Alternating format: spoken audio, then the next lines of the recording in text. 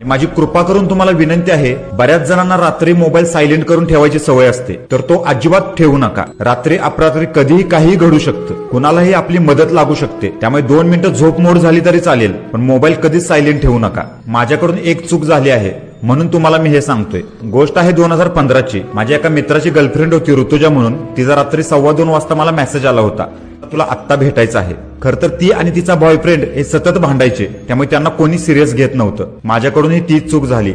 मी तिला म्हटलं की आपण सकाळी भेटूया, आत्ता झोपून घे. आणि जे व्हायला नको होतं तेच झालं. सकाळी 7 वाजता आमचा दुसरा एक म्युच्युअल फ्रेंड आहे, आशिष त्याचं नाव, त्याचा कॉल आला मला आणि हुंदके देत रडत रडत तो बोलला आपल्याला सोडून गेली. रात्री तिने गळफस घेऊन आत्महत्या केली. आजही या गोष्टीचा मला पश्चाताप होतोय, आजही त्या गोष्टीचा मला रिग्रेट होतोय. काश मी जर तिला टायमिंगचा विचार न करता रात्री 2:15 वाजता 5-10 मिनिटं भेटलो असतो किंवा कॉलवरून तिच्याशी बोललो असतो, तर कदाचित आज माझी मैत्रीण जिवंत असती.